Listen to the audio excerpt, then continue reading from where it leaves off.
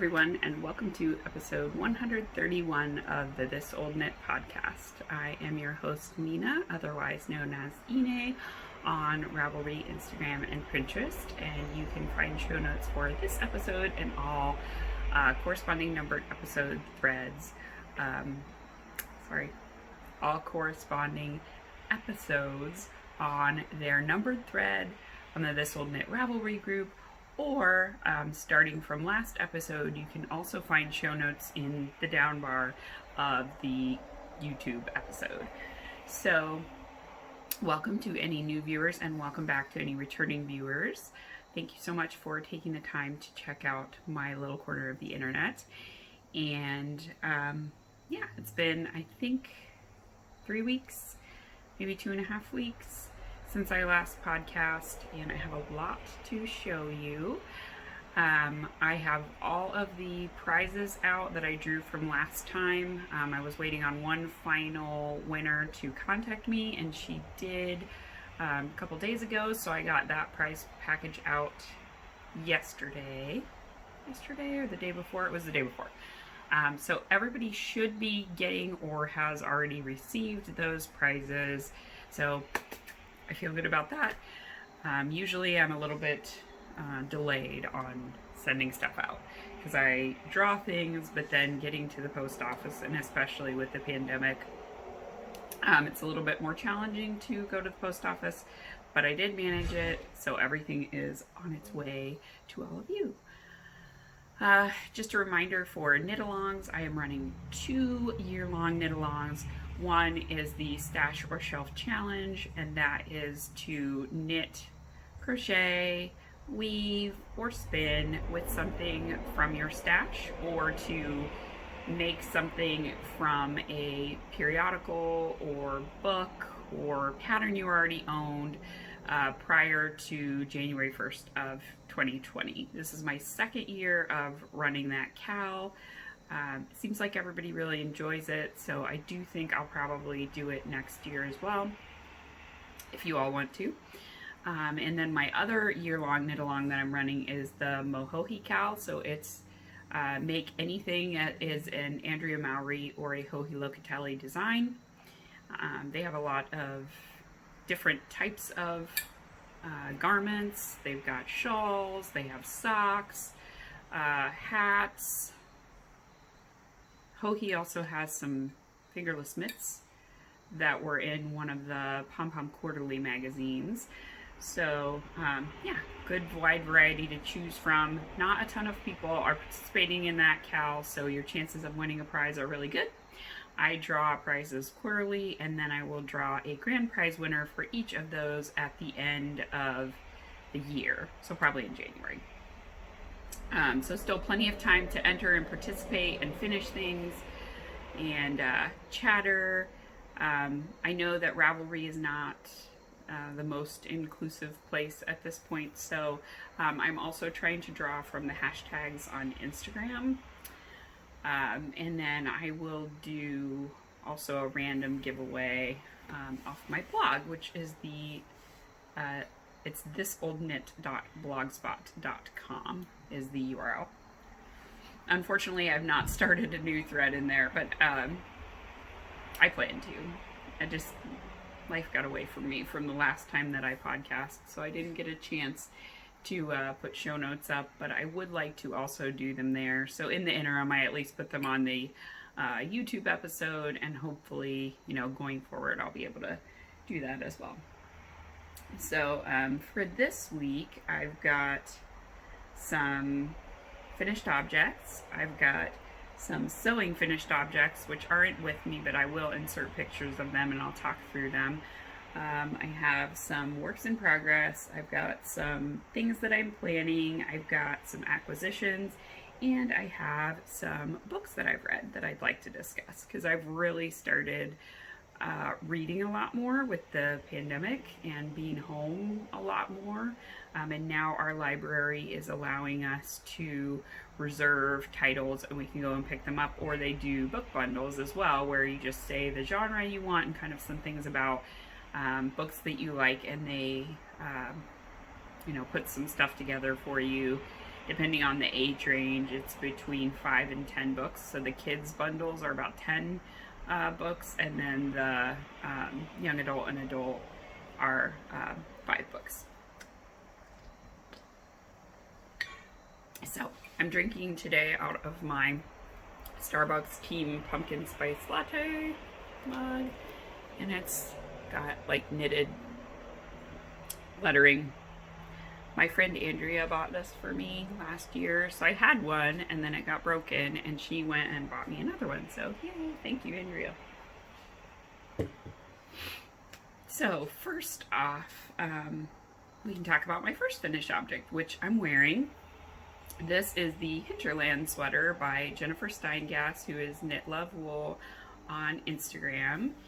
And I love this sweater. It has not been blocked yet because I was worried it wouldn't be dry in time to wear it for the podcast. So the color work obviously is gonna spread out a little bit more. And also the sleeves are not as long as I would like them, but I know that they're gonna grow. So my other sweater that I made that was color work like this, I made the sleeves long enough to go to here, and then when I blocked them, now they're like here, which makes it a little bit difficult to work in. So this one I wanted to kind of make them so that if I stretch my hands out, they go right to the wrist, but I think once I block them, they'll go a little more down on my hand, which is more what I want. And if they don't, then I can rip out the bind off and add some length to them.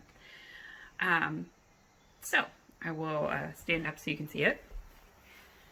So I knit it out of Once Upon a Corgi yarn. This is her Corriedale Superwash. I think it's Superwash Corriedale base. And I alternated skeins. I posted on Instagram about this, but I did not. I stopped alternating skeins for the bottom ribbing.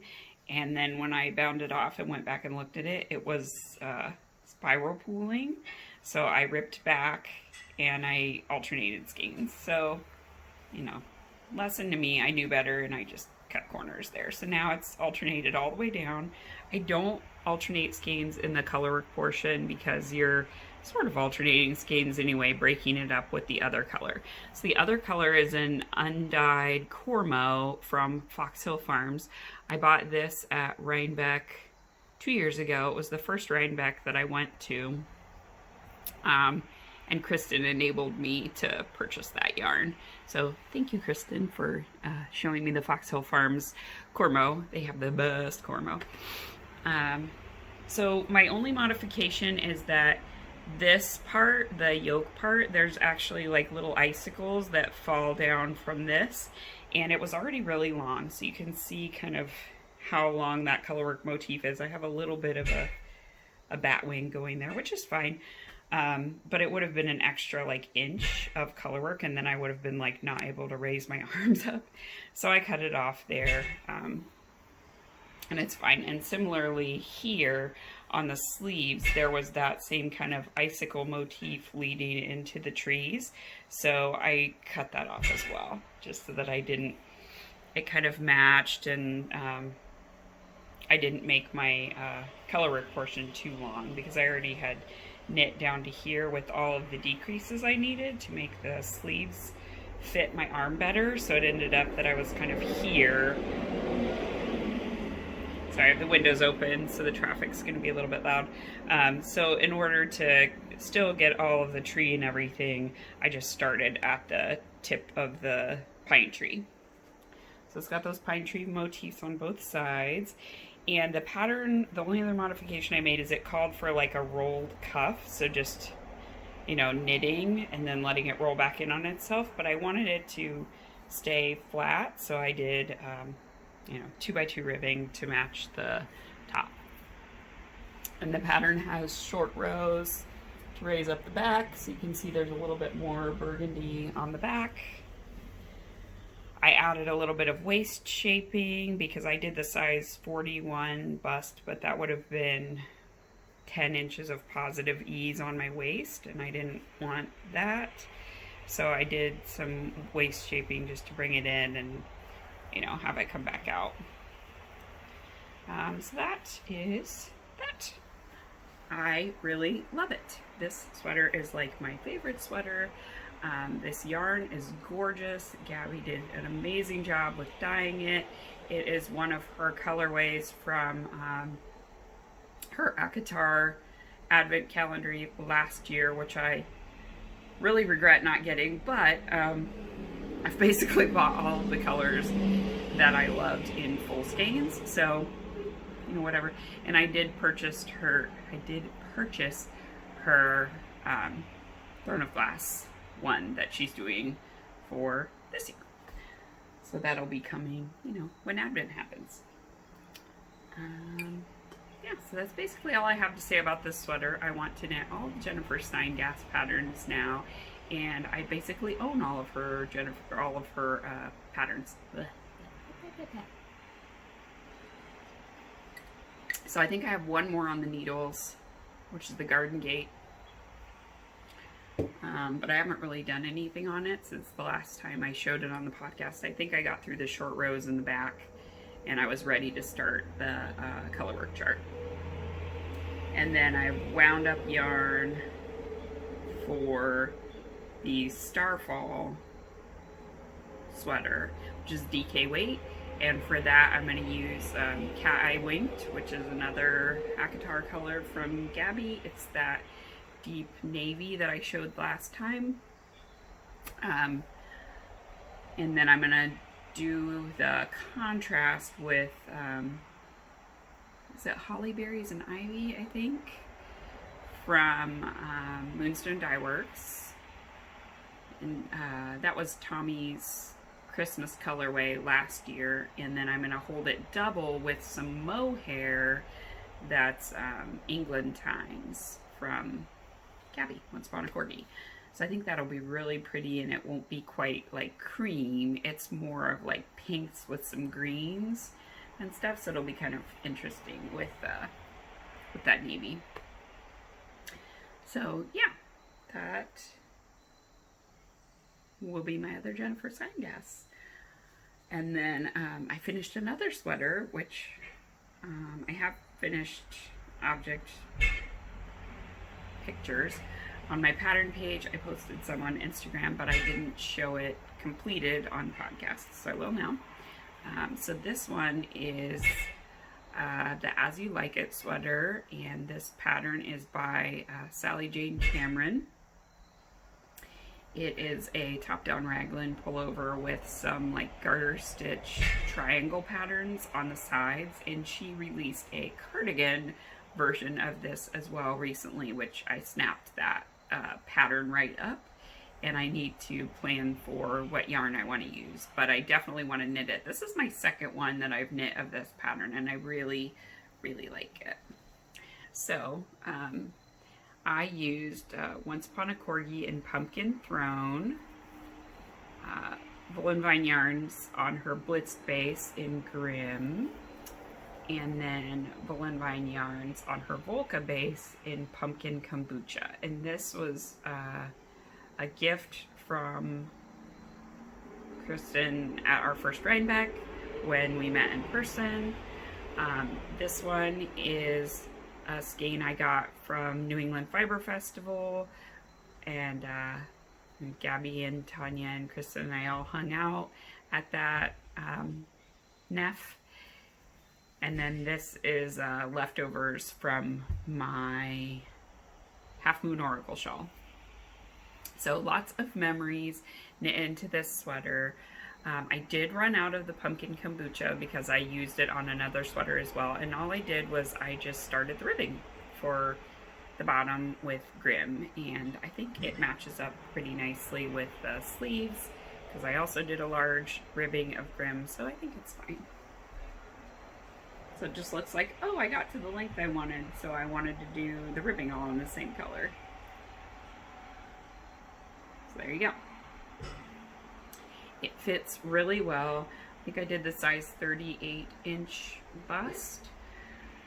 Yeah, and this one has been washed and blocked, and I've worn it a couple of times. It just started getting... It's fine till the semis go by. because they engine brake down the hill that we have. Anyway, so it just started getting autumnal around here, so I've been able to really start wearing my sweaters, and I love it. Yeah, so the As You Like It sweater and the Hinterland sweater. 2 sweaters, 2 finished sweaters in one episode. You guys are gonna get spoiled. So then I think we can start working our way down the whip pile that's sitting over here that you can't see. So in my little Christmassy bag, I started working again on a couple of socks because I've had a lot of conference calls where I've had to basically watch other people doing something and just double checking that they're doing it right. So to keep me focused on it and keep me from multitasking, which I tend to do if I'm just sitting there, I'm like, oh, I could read some emails. I can't do that. I have to be watching the person and make sure they're doing stuff right. So I've been sock knitting because I don't have to look at the sock knitting and it keeps my hands busy, so I can focus. So anyway, this is a vanilla sock for me. This is knit out of Mondum sock yarn, and I do not remember the colorway. It's a number, but I got it from the Woolly Thistle. And Tommy from the Squirrel Pie Production podcast, who I mentioned is also the dyer behind Moonstone Dye Works, she made a pair of knee-high socks out of this, and I desperately wanted the same colorway. This is kind of minty with like a purpley gray and then a pink. It's really pretty. And it's one of those really hard wearing sock yarns, so I think it's gonna be super durable and nice. So this is only my first sock of the pair, but I've completed all of the gusset and I'm now just doing the plain part of the foot. So that is sock whip number 1. That's dangerous. Has a needle sticking out of it. And then since last time that I podcast, I cast on a sweater for Joshua. He refuses to wear his rainbow sweater. He says it's too itchy. He doesn't like it. It's knit out of Barocco Vintage and Spun and Chloe Fine, which is a merino silk sock yarn. And then the Barocco Vintage is, I think it's a wool acrylic blend, but it's really soft. I don't know what his issue is. I'm hoping as it gets colder he will wear it. But he has been wearing his flax light that I made for him last year out of No Makers tweed nonstop, like every day. So I decided I would make him another flax light pullover in the next size up, because that one is a little bit, it's not tight, but it's definitely like no ease. So I wanted one that'll be, that'll have some positive ease, and it'll be a little bit long on him with longer arms so that he can wear it for this autumn and winter, and then probably next year as well, because my kids grow really slowly. I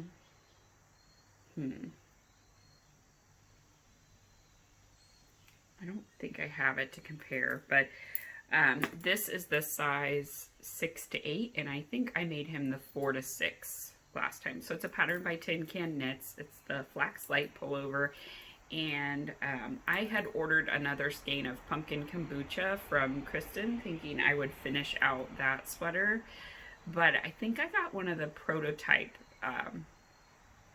skeins of when she first came up with that colorway. And sorry, my nose is super itchy. It was a lot lighter than it is now. It's a beautiful color. Now it's more of a kind of rust pumpkin color, and before it was a much lighter orange. So you can really see the difference there between the two colors. So there was no way I was going to be able to put that on this sweater, but that's fine. I made it work. And it matched perfectly with this skein of yarn that I have from Leading Men Fiber Arts. So I picked this up. I think I pre-ordered it before Indie Untangled, or I may have picked it up at an Indie Untangled from the Leading Men Fiber Arts booth. But it is Love You to Pieces. So it's supposed to be all the colors of Reese's Pieces candy with like a cream background. So it's kind of speckly. And there's the pumpkin kombucha in the skein. So I decided I was going to make a stripey one for him. His other one is solid with just a stripe across the chest. This one is striped all over. So there you go. I like how it's kind of like little dots of candy all over it. So I used the pumpkin kombucha for all of the ribbing. And I've done all of this and part of the sleeve since last time I podcast. I'm hoping that I can finish it in time for like him to wear it for all of October at school, because that would be fun. I have one of my charms on it from Charmed and Dangerous. Noelle did a fall / Halloween stitch marker club. So I've got 2 of them. The other one's on one of my socks, so I'll show it in a minute. But this one's like a little witchy house. So it has a little glitter heart, a little spider, and a little broom sitting next to it. Isn't it so cute? So it's my little progress keeper, and I should be able to finish this sleeve today, and then I'm hoping by the end of this weekend this sweater will be done, and then he'll be able to wear it, because as I said, it's getting a lot cooler, so he needs to have more than one sweater to wear. He has other, you know, not wool things, like little sweatshirts and long sleeve t-shirts and stuff like that, but I feel like the you know, the hand knit wool ones are much warmer than like store-bought cotton things. And it is in a pumpkin bag that I sewed for myself several years ago now, with like a creamy pumpkin lining. And I'm going to make another one of these for the pumpkin mal that is being hosted by Joanna from Stitching the High Notes and Gabby from the Once Upon a Corgi podcast. This is for the pumpkin make-along, because obviously it's pumpkin kombucha and pumpkin-y themed. So I'm going to sew one of these bags as a prize. So if you want to participate, you maybe could have one of your own. I don't know if it'll be the same size, because I'll have to look at how much I have left of this pumpkin fabric. I sewed one, I think for Jessica as well. I sewed one for somebody, but it had a brown zipper. So I'm not sure how much I have left, because I bought a yard of this fabric and a yard of the lining fabric. But however big it is, it's going to be, you know, similar to this. If I have a brown zip, it'll have a brown handle, and if I can find an orange zip, it'll have an orange handle.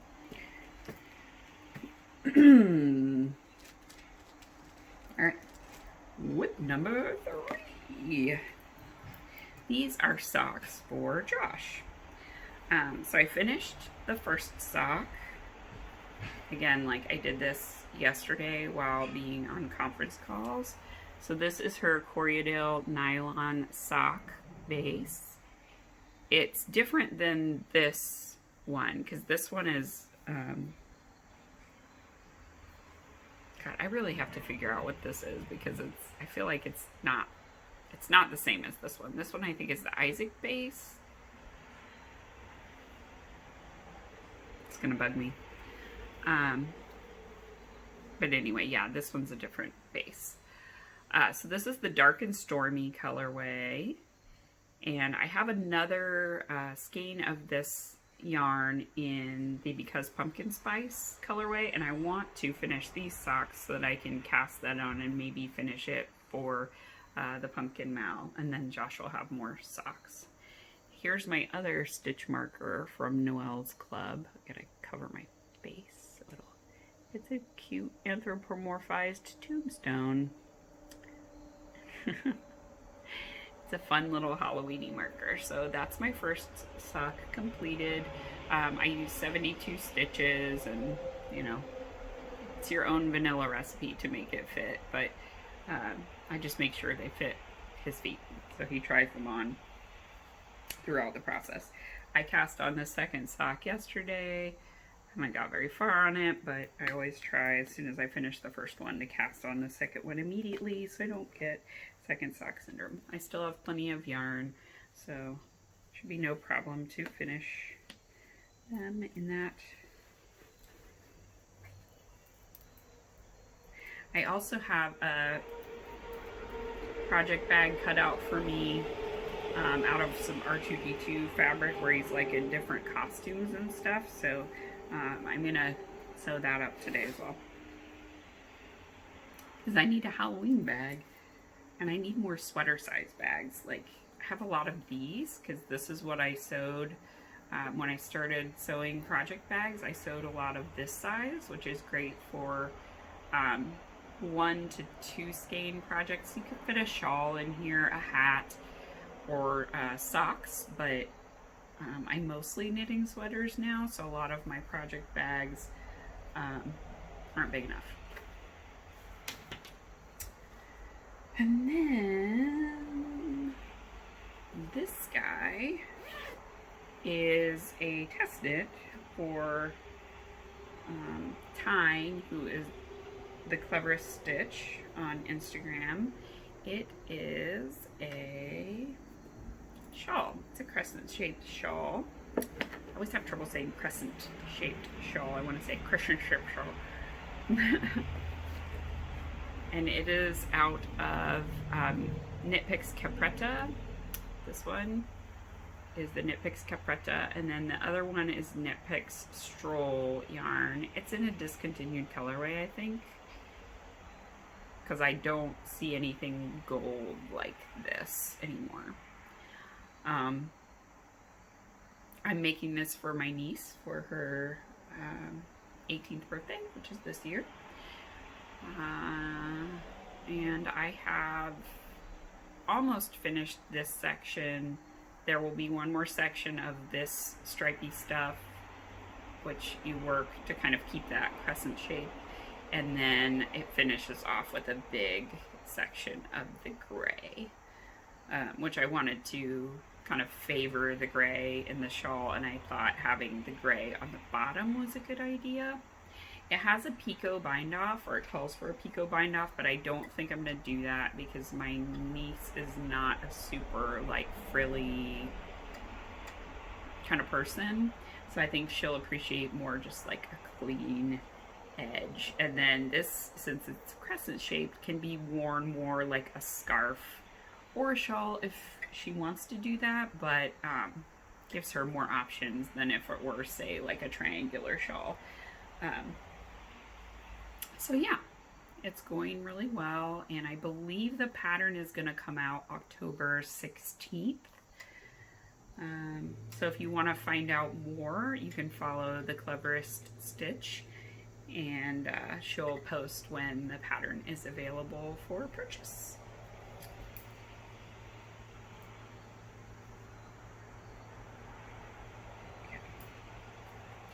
Getting really long, so it's barely staying on my cords at this point. Right. And then my last, no, I have 2 whips. Yeah, 2 whips. My last sock whip is my Hawthorne socks. Good grief. Which I've shown previously. So I have 1 sock completed. It is on the Knit Picks Hawthorne. This is the rugby stripe colorway. So it's kind of a bluish gray with these faded muted rainbows. I've completed the leg of the second sock and all of the gusset shaping, so I just have the foot and toe to do now. So I have 2 pairs of socks that are, well, I have 2 socks that are at the same point for me, but this one will be a pair, so I'm kind of trying to focus on finishing this one because I'll have a pair of socks more quickly. And Megwin actually wears my socks now. Her feet are not that far off in length from mine, so once it gets into high sock season, I'm gonna need more socks because that girl like went through my socks very quickly last year. I constantly had no clean socks, so I'm really trying to beef up my sock collection. And then as I want to get rid of you know, socks that I maybe don't wear as frequently, or the colors don't speak to me as much, and now I can just move them over to being her socks, and I can knit more new socks for me. It works. Okay, and then the last one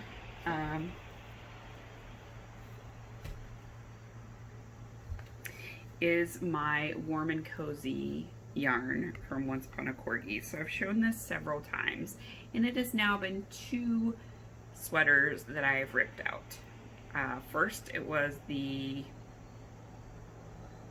God, I don't even remember what it was. It was some kind of cardigan that had like cable leaves on the top, and it looked horrible. And then it was the Sparkle cardigan by Hoagie Locatelli, and frankly, I did not enjoy knitting that stitch pattern. Something about the way the yarn overs were done when I was doing it on the purl side, because I Norwegian purl back, it was very difficult, and like I would really struggle on that first row back with the eyelets. I had to do it the traditional way that I learned with my right hand, and I'm much slower with my right hand with purling, and it just annoyed me. I didn't like it. I wasn't enjoying the process of knitting it. It could also be the yarn. Yarns with glitter are a little more slippery, and this is on the penny base, which does have stellina in it, but it's gorgeous. So I want this to be a cardigan because I think it's a very versatile color. It looks in the similar vein, but it is a warm chocolatey brown rather than a burgundy. So this is like a rich burgundy with black and purple, and that you can see tends a little more towards the brown than the burgundy. So now I'm doing the La Dame de Fer pattern, which was one that debuted as part of a book, and it was at an India Untangled as a sample, and I really loved it. So it has a slip stitch pattern on the yoke that's supposed to be like the Eiffel Tower, but I didn't want all of the designs in the book, so now the designer has released them as single patterns. So I purchased that pattern and cast on.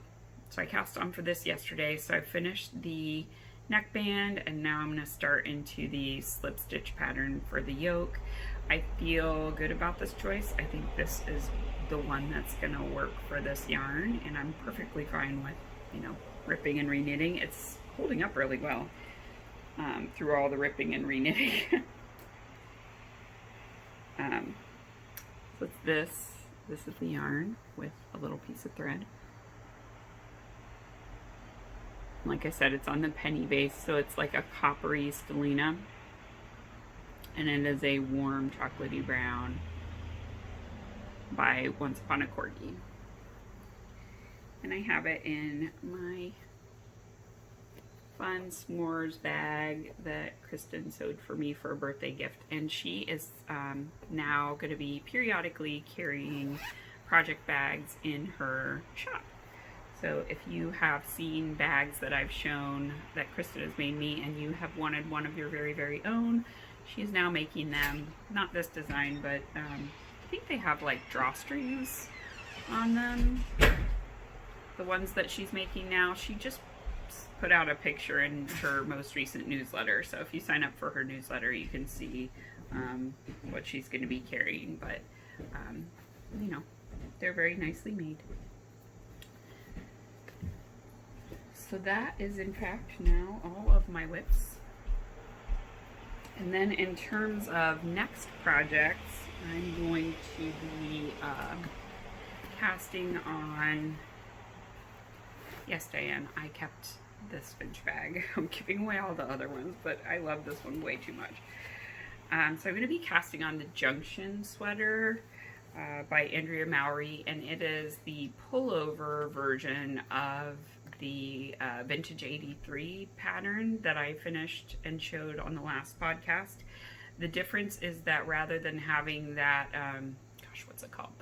I have partridge texture all over the body. It has like the little, is that called a flea pattern in Norwegian? There's a squirrel out there. So it's just where it has like the little dots periodically, or the little single knit stitches that are made in the alternate color. So that is what I'm going to do, and I would show you on my copy, but I printed it black and white and it showed up just all like dark gray. But my colors that I'm going to use are a light gray. This is Blacker Yarns Classic 4-ply. I bought enough for a sweater when it was being discontinued. So I bought it from the Woolly Thistle. This yarn is a discontinued yarn, which is sad because it's really nice. It's a woolen spun yarn, which means that it's very light. So it's got a lot of like air in the plies, but that's supposed to make it really warm because it kind of makes that like little air pocket when you're wearing it, so you have that light but very warm garment. So I got it in this natural gray, and my thought was always to use it with this rainbow skein of yarn that my mom gave me. The skein as big as your head. Not quite as big as my head, but pretty big. This is County, which I think is a German yarn, but I don't know, it could be Norwegian. So it is a long gradient.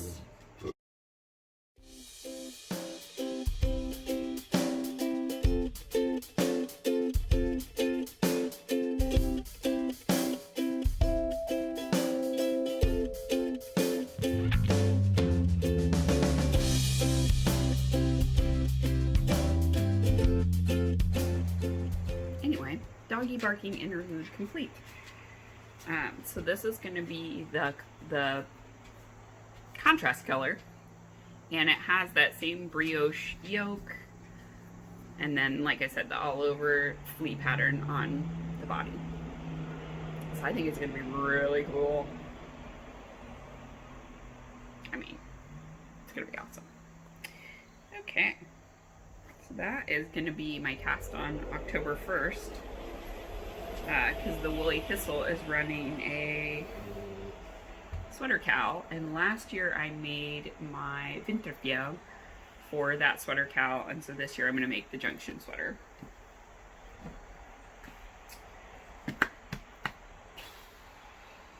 And then sewing finished objects. So I finished two things. I've kind of made it a tradition that for the kids' first day of school, I make them one of their pieces to wear for school. So basically for Megwin's first day of kindergarten, she wore a Little Honey sweater by Amy Miller, and then ever since then I've always made something for the kids to wear for their first day. So for their first day this year, I sewed a pair of sandbox pants for Joshua. It is an Oliver and S pattern. I've made it a bunch. This is his, let's see, purple, navy, jeans, gray. I swear he has another pair in there. It's at least his fourth pair of them, but I made it out of denim this time with like little diamond pocket linings. So I will insert a picture of the completed pants here. And they turned out really well. So it is an elastic waist. It's got really nice big pockets on the front and on the back. I made the size 6, and it has a lot of extra length, which is great. So the ones I made for him last year in the fall, I was able to just let the hem out and they still fit. And those I made with the size 5 length. So the ones I made this year, I made in the size 6 length. So hopefully I'll be able to do the same thing, as long as like the drop part doesn't change, like from the waist to the crop seam. As long as that is still fitting, then I can just, let the legs out for length. And for Megwin, she had picked out this really like crazy busy print that was like a rayon blend. I don't even know what it was because we bought it from Affordable Fabrics, so theirs aren't marked, so you don't really know the content of the fabric you're getting. You kind of just have to go by the feel of it and what the characteristics of it are. So it was very drapey, kind of frayed easily. So I made the Mini Tanya culottes by Megan Nielsen Patterns. And so they are, they look like a skirt, but it is pants. It's sort of like an Edwardian walking skirt, but shorter.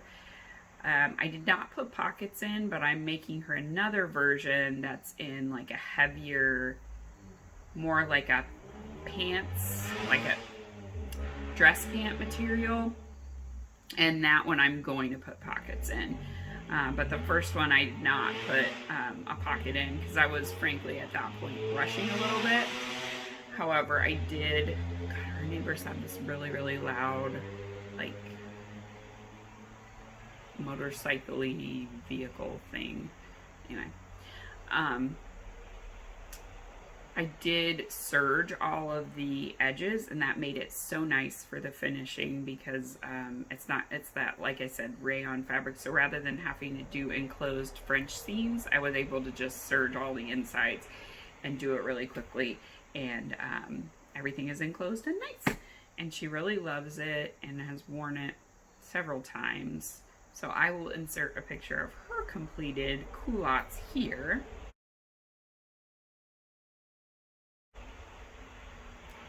And like I said, I've cut out another one already. So I cut out culottes and the sandbox pants out of the same fabric for the next iteration. It's like a gray pant material. So I need to sew those up. I've already started on the culottes, and the pants I just need to cut out the pocket lining for. Yeah. So that's the last thing I've completed on the sewing front. I still have my Lander shorts that are half done, but now it's getting cold, so I don't want to finish them. Same thing happened last year. I cut them out, and then it started getting cold, so I didn't sew them. This year I started sewing them, and now it's getting cold, so I don't want to finish sewing them. I should just finish them and put them in my drawer for next year. Yeah. Alright, so then acquisitions. Last time I podcast, I told you that I had pre-ordered the last release of the Akatar colors from Gabby's calendar last year. So my orders came. So I got 3 skeins of Not a Shadow and Illyrian Warrior on her. This is the penny base. The Warm and Cozy is the ginger base. If I said penny, I'm sorry. So this is the penny base, which is her superwash merino cashmere nylon. And it's so pretty. It's so pretty. Let me take just one skein so you can really see. So it's a base of a brown, but then it has black, red, and blue. So the black would be for like the wings, and the red and blue would be the siphons for Cashin and Asriel.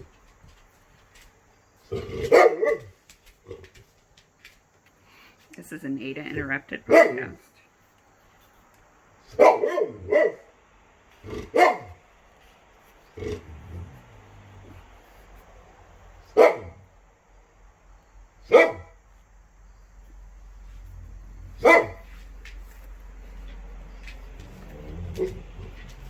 This episode is sponsored by Great Pyrenees.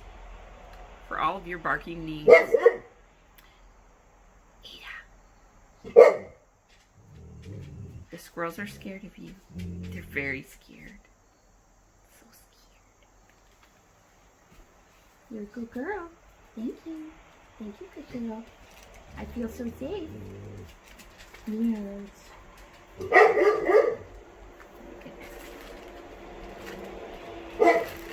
Usually it's the children interrupting me.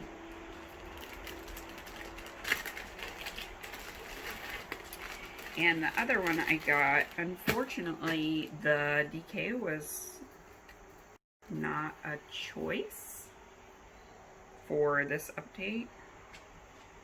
She only had penny or singles, I think. So I chose to do 2 skeins of the penny base, but I want to get a DK weight for this. So this was going to be for the Autumn Bloom. I think it's Autumn Bloom sweater. It has like a leaf motif on the top, but I wanted to do that in kind of like leafy colors. So I'm gonna hold this double. But this one is called Inside a Jewel Box, and it's supposed to be from the scene where Feyre goes into the Autumn Court for the first time.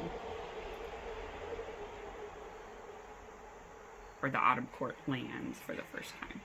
So it's really, really pretty, like leafy colors. So I'm gonna hold that double, and it's gonna be the colorwork part of on a like a light blue, dusty blue background, and then with like white border or cream color border, I guess, on the outside of the leaves. So yeah, that one's really, really pretty too. So those were my 2 pre-orders that came in. And then I have some random, like, let's call it knitting adjacent acquisitions. So my first one is this Katrinkles darning loom. I've used this on a few socks of Josh's already where they had pretty large holes in them, and I either would have had to do what I usually do, where I cut off like the foot portion and I cut off the leg, and then I pick up all of the stitches on the leg, I knit a new heel flap and gusset, and then I graft the foot portion onto it. But this time I tried weaving a patch. So we'll see how well it holds up. But what comes in it is you get instructions on how to use the loom. Our neighbors got a puppy, and now they have 3 dogs, and the puppy barks incessantly, which he doesn't like. So, sorry. So it comes with this, which is kind of like a darning egg, but it's got this flat portion on the top. It comes with this little comb thing, which is the piece you put on the outside. So you put this part on the inside, you put the comb behind it, and then you use this little hair tie, which this hair tie reminds me so much of the 80s. This was what I used to hold all of my ponytails. So you put this around it once you have this on the inside, this on the outside, and then it comes with this little felt sock that holds a darning needle. And so then once you have it on there, you essentially like put your yarn through the first of the teeth, and then you come up and through the stitch at the bottom, like below the hole. I went, I think, 2 stitches down from the bottom of the hole, and then you go back up around the tooth. You're kind of warping loom, essentially. And then you're going to weave up and down, over, under, over, under, over, under, along those threads, and you keep doing that until you get up to the comb, and then you pull it out, and you have a tail, and you then go through the top of them. So I did duplicate stitch on the very top, catching that bottom loop into the bottom of my duplicate stitch, and it worked really well. So the patches look really nice and professional, and I think they're gonna be pretty beefy. I did a very large one on the heel portion of Josh's socks. So he tends to wear out his socks like on the back part that rubs against the shoe, or on the bottom of the foot. That's where I typically have to repair.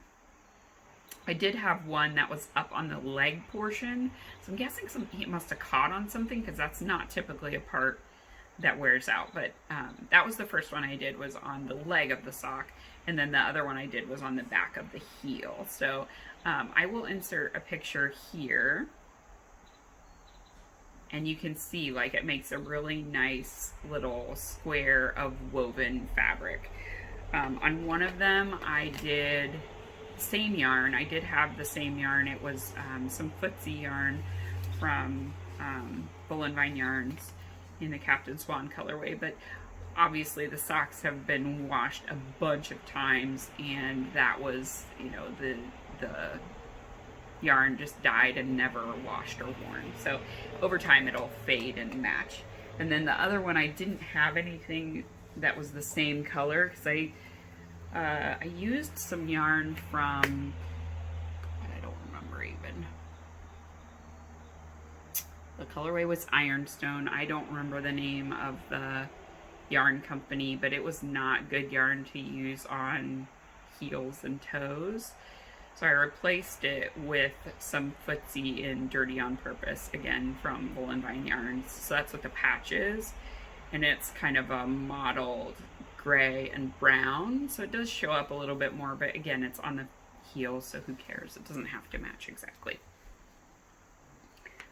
So that was the first thing I purchased. And then in that same purchase, I got some little bobbins from Katrinkles. So they're like sheepy shaped bobbins, and they're just to hold like extra yarn, or you know, like yarn scraps, or cross stitch thread. So I took one of these and I wound a little bit of this yarn onto it, so I would have some set aside for if I ever do get a hole or need to mend this sweater. And yeah, they're a really nice size to just hold a small amount of yarn or thread. So I got 6 of them.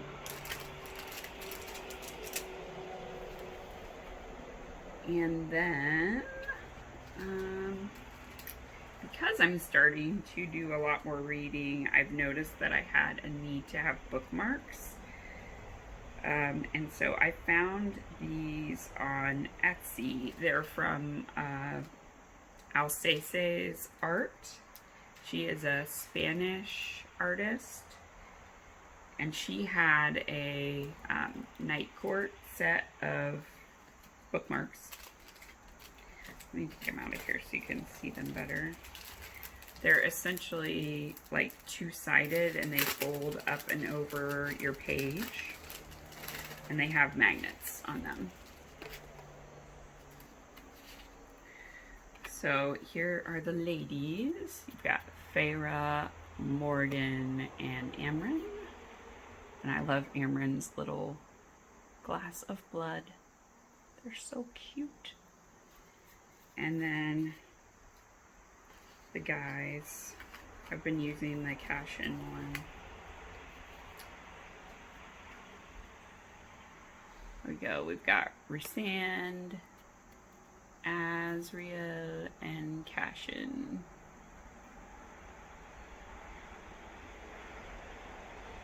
I cannot with these. They are so cute. So cute. So there's the night court. The inner circle. And then she also had a couple of Throne of Glass ones, and she's now made a whole Throne of Glass set, of course, after I purchased these, but that's okay. So she has more, if you're interested. She has all of the characters now, or all of the couples, but at the time she only had these couple.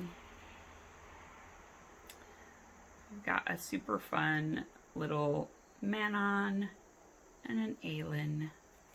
The Manon, though,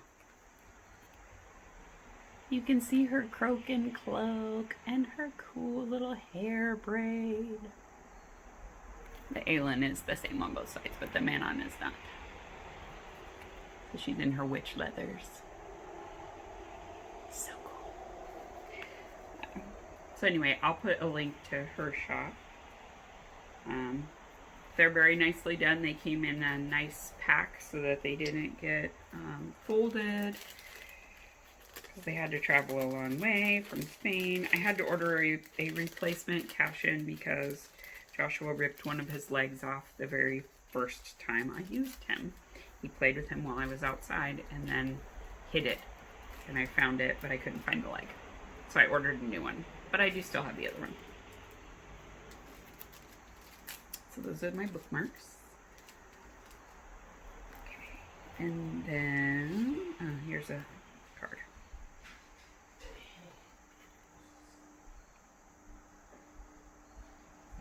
So you can find her on Instagram and everything.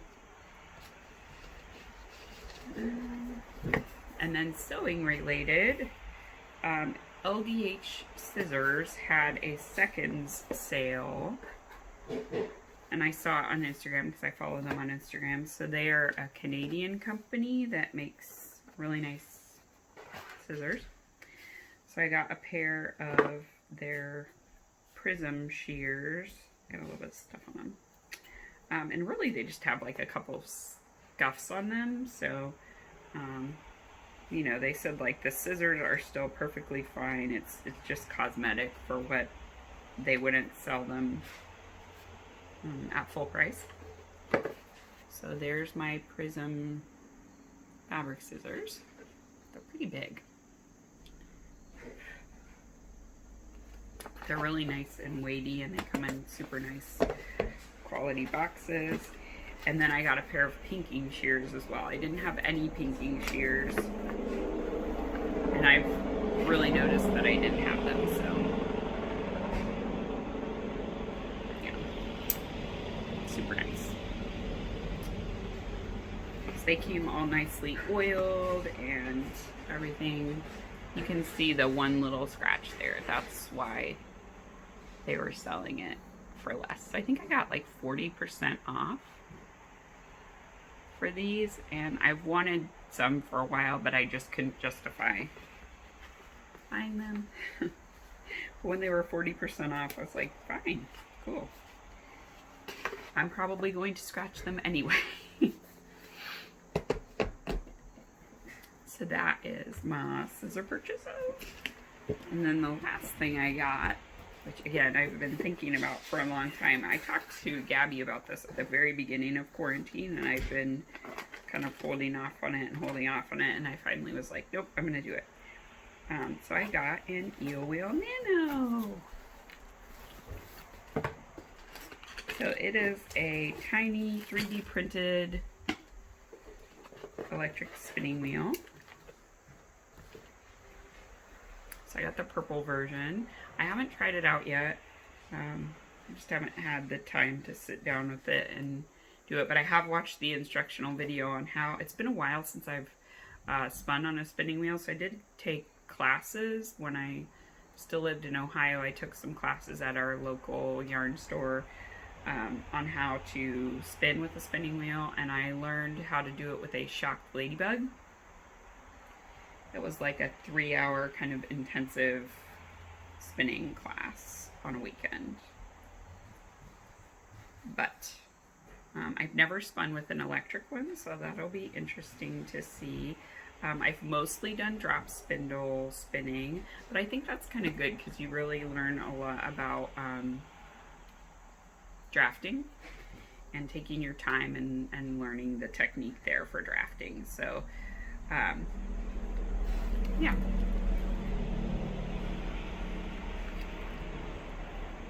So it has these 3D printed bobbins, a little orifice hook there that sticks into the side, and then the motors on the bottom. You can change out the motors. One of the things I liked about it is it seems very like DIY, easy for you to replace components, and it's very affordable. So it was only $100 for everything, and it comes with like spin cards that are plastic. Comes with a USB power cord, so I could use it with like a USB battery pack if I wanted to, if I was traveling. It comes with a wall cord, and it comes with 6 bobbins total, so 1 on and 5 spares. And they're in different colors, so if you were wanting to do like multiple spins and remember which ones to apply with which things, you could coordinate your bobbins. So 3 purple, 2 green, and 1 cream, and then you can order additional bobbins from their company. So yeah, I'm really excited to play around with that purchase. I have a lot of fiber from drop spindle spinning, but frankly, like, I haven't really been able to use my drop spindles much. It seems like whenever I take them out, like, the kids want to get under them, so it makes it hard to spin. But I think this one, I could have it like on a table in front of me and be, you know, spinning, and it's a little more relaxing because I don't have to be standing to be able to spin. I know you can drop spindle sitting down, so don't at me about that, but that's just not how I do it. Yeah, so that is everything that I have to share. Oh, Jessica asked me about this Afghan that's sitting behind me, so I figured I'd tell you really quickly about that. So it is a crocheted Afghan. Josh's Nana made it for him when he was little. We have a couple of them that are in like red and blue and white yarn. It's acrylic yarn, very 70s and 80s type acrylic, you can imagine, but the kids use it a lot for like their picnic blanket when they go outside.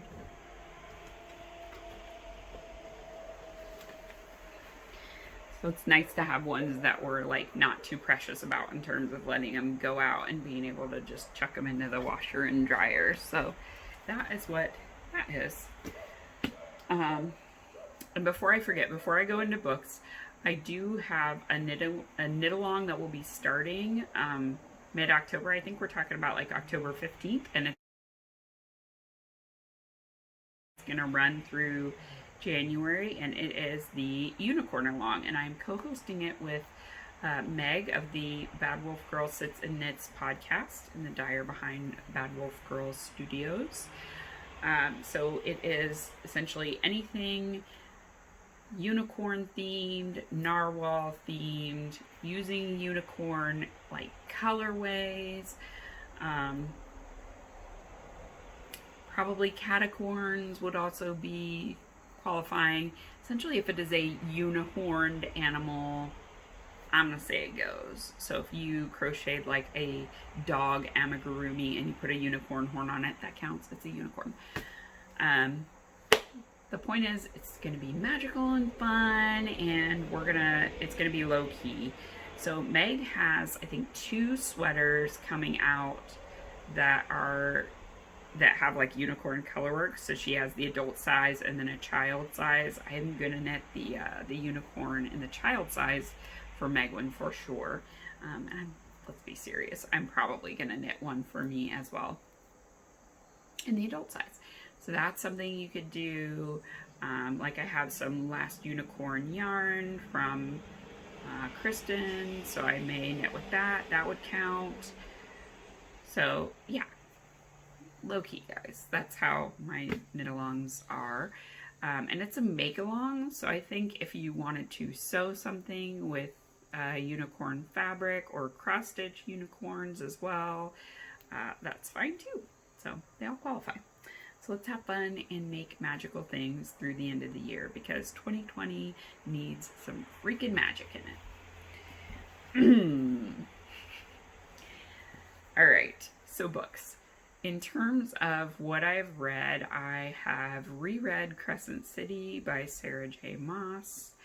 I reread all of the Throne of Glass series, also by Sarah J. Maas.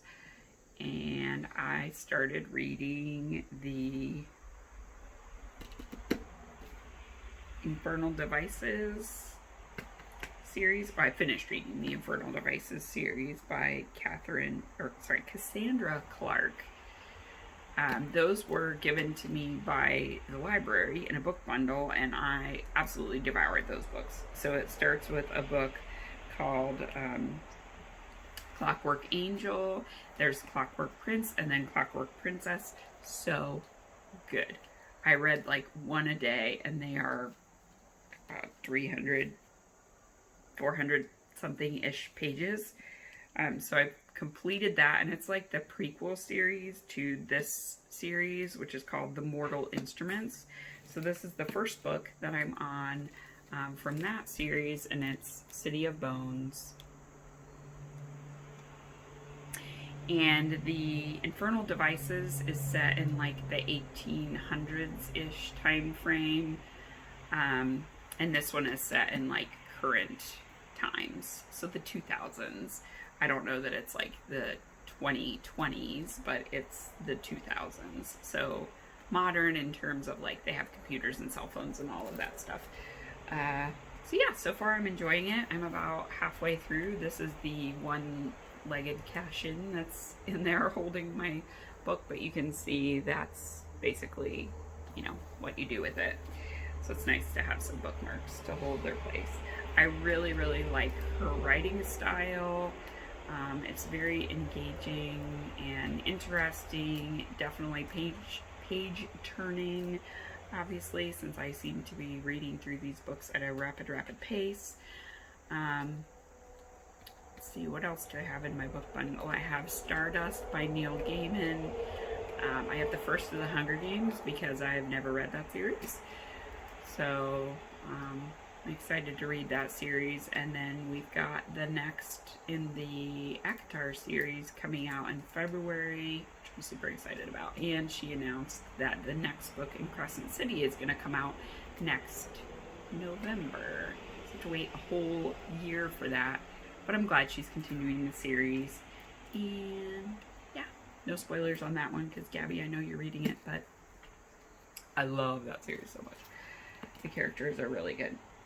What else did I read? Oh yeah, I read the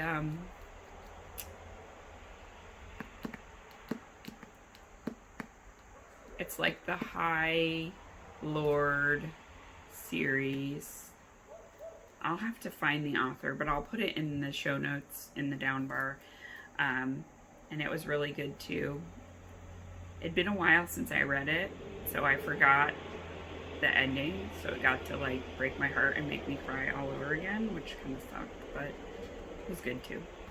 So highly recommend that series as well. Yeah, I think that's basically all I have to share in terms of books. I am completely only reading fiction, and I've noticed that my reading has increased as I've been less and less able to stomach the news.